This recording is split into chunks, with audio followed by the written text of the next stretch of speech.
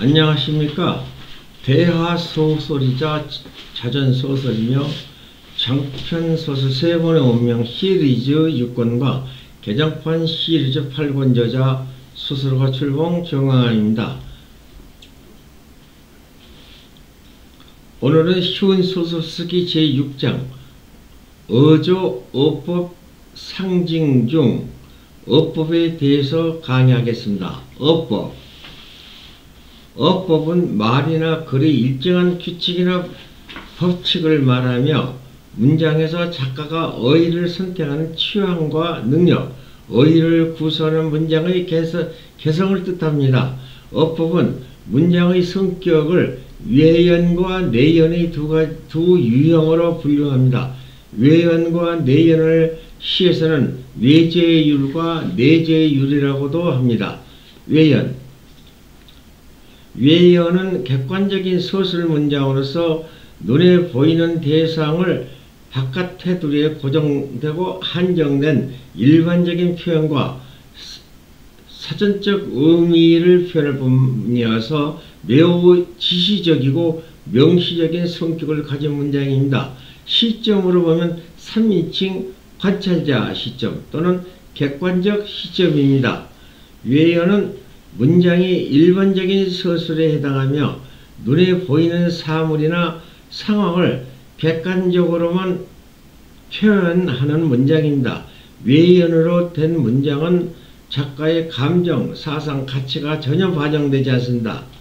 예를 들면 황제는 그 어떤 신하들보다 키가 컸지만 그는 나의 길이만큼 키였고 이러한 키만으로도 보는 이에게 정의감을 주기에 만족했다. 그는 건강하고 남성적이었으며 외국인 같은 입술과 반달 모양의 코를 가지고 있었다. 갤리버의 여행에서 인용한 글입니다. 내연은 외연과는 반대로 작가의 주관적인 서술 문장으로서 특수적인 성격을 지녀서 문장이 아름답고 부드럽습니다. 내연은 문장의 기교를 부린 묘사에 해당합니다. 눈에 보이지 않는 가치가 반영되어서 표현되는 주관적 문장입니다. 시점으로 보면 내연 문장은 3인칭 전지적 시점 또는 전지적 시점 또는 전지적 작가 시점입니다. 예를 들면 다운은 아내가 돌아올 수 없는 먼 길을 떠난 다음이었다. 집에서 병든 노모와 함께 지내고 있는 고등학교 2학년 딸아이와 중학교 3학년 아들아이를 생각할 때 마음이 불안하고 외로워서 금세 울 듯이 슬픈 표정을 지었다. 소설가 출봉 정항암의 대하소설이자 자전 장편소설 3권의 운명 시리즈 6권 중 실종된 양심과 개정판 시리즈 8권 중 7권 거슬러 올라가는 물줄기에서 각박한 현실을 인용한 글입니다. 하변 눈에 보이는 대상인 외연과 보이지 않는 의식의 대상인 내연을 합친 하변 문장이 작품의 분위기와 격을 더 높여줍니다. 작가의 의식은 사물을 보거나 논할 때 섬세하고 다양해야만 됩니다.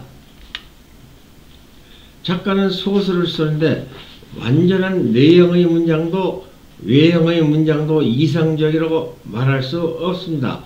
가장 이상적인 문장은 내연, 외연을 플러스해서 잘 소화시킨 하변 문장입니다. 예를 들면 다운은 정신이 점점 더 희미해지더니 아무것도 기억이 나지 않았다. 정신을 잃은 상태에서 영업용 시발택시 운전기사와 교통순경에 의해 근처 안국병원으로 옮겨졌다. 의사가 인공호흡을 하고 강심제 주사도 맞췄다. 하지만 맥박이 간간히 뛸 뿐 회생의 기미를 보이지 않는 상태에서 무려 4시간이 흘렀다. 담당 의사는 경찰관과 택시기사에게 말했다. 학생이 뇌를 다쳐서 그럴 줄 모르니 수도부대 병원으로 옮기는 게 낫겠어요. 그럼 그렇게 합시다. 다음은 응급실로 옮겨진 다음 인공호흡을 시키면서 깨어나기를 기다렸다. 2시간이 지나도록 별다른 차도를 보이기는커녕 간간히 맥박이 가늘고 희미하게 뛰고 있을 뿐 깨어날 생각을 하지 않았다. 진료 의사는 대관절은 뭐가 잘못됐기에 4시간이나 혼수 상태가 계속되는지 몰라서 답답했다. 소설가 출봉 정항암의 대하소설이자 자전장편 소설 세분의 운명 시리즈 6권 중 제1권 질경이 꽃피는 날에서 연목고와 개작판 시리즈 8권 중 제2권 어둠의 미로를 진화해서 단편소설 사라진 무지개를 인용한 글입니다.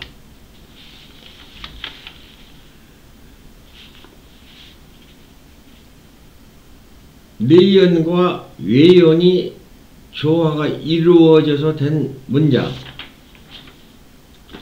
작가는 실제로 내연을 전혀 쓰지 않는 문장으로 소설을 쓰기가 불가능합니다. 외연 문장은 18세기 이전에 많이 쓴 서술 기법입니다. 하지만 세월이 흐르면서 작가의 의식구조 변화와 독자의 다양한 개성에 따라 작성된 현대소설은 점점 내연 문장으로 수용되어 있습니다. 예를 들면 나는 그런 그녀를 어둡고 음습한 불행으로부터 구해야 한다고 생각하면서도 지극히 무력한 몰골로 떠나왔다. 그러고는 아무런 가책도 느끼지 않은 채 그녀의 존재 자체를 급속히 망각하고 있었다. 협소한 복도 맨 끝에 위치했던 그 괴짝 같은 방, 복도의 창틀에 널려있는 팬티 스타킹, 브레이지어, 속치마 등의 세탁물, 콘돔과 음란한 그녀의 살빛 같은 전등빛, 그리고 그녀가 복용하다가 팽개친 핀약 봉지, 그런 너저분한 것들이 분명하게 기억되었다. 나는 그녀가 나의 마지막 동침녀라는 의미를 오랫동안 새겨두고 싶었다. 그러나 내 기억 속에서 여자의 용모는 늘 그 형체가 실정되고 있었다. 나는 그것을 안타까워했다. 이것은 김창동의 순간에서 영혼으로를 인용한 글입니다.